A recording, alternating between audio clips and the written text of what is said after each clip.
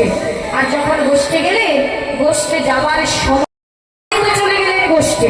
আর যখন গোষ্ঠে গেলে গোষ্ঠে যাবার সময় রাধারানীকে একবার ভালো করে নয়নে নয়নে নয়নে নিয়েছে।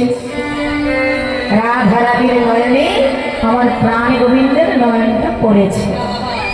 যখন তিনি গোষ্ঠ থেকে ফিরে আসছে, আর যখন ফিরে আসলো রাধারানীও ছুটে এলেন। ছুটে এসে কি করলেন? গোবিন্দকে ইশারা করে বোঝাচ্ছে। জোরে জোরে বলা যাবে না, কেন ঘরে তো আছে জটিলা কুটিলা, যদি জানতে পারে তারা তো কৃষ্ণবাদী, তাহলে এতটুকু দর্শনও তার হবে না। তাই কি করতেন? ইশারা করে কথা বলতেন।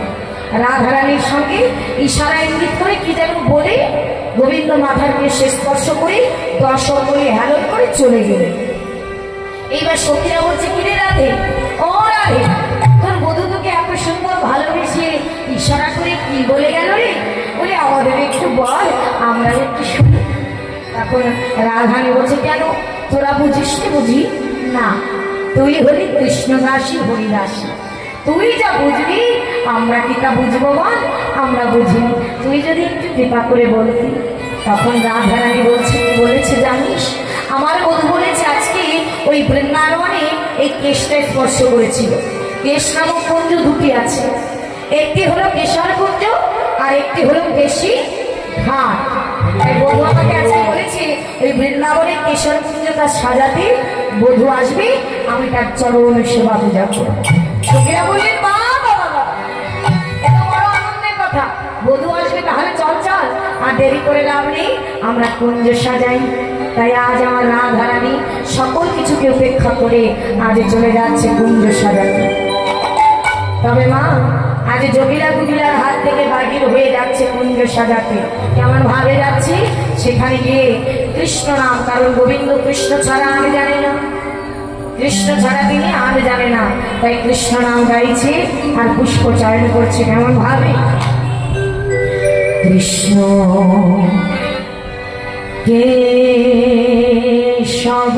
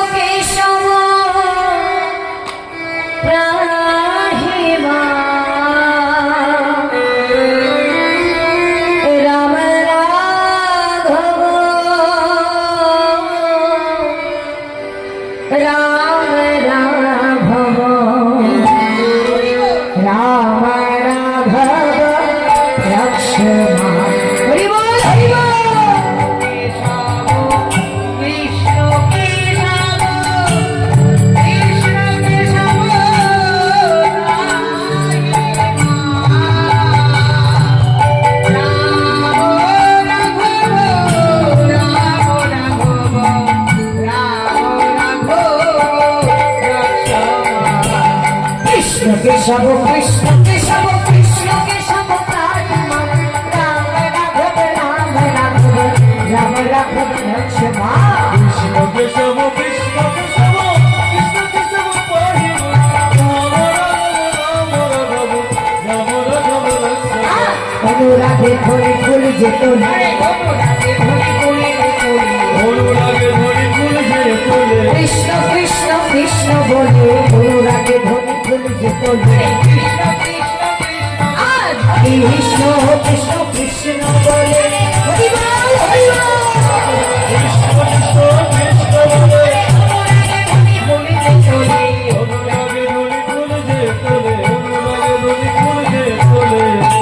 কি করলেন বাবা?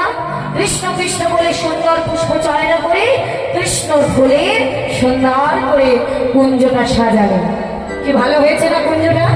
খুব সুন্দর, অপূর্ব। এই যে কুঞ্জটা সাজিয়েছে মা, এই কুঞ্জের মাঝে আজ আমার রাধারানী আশাপথের মানরে দিয়ে বসে রইলেন। কখন বধূ আসবে?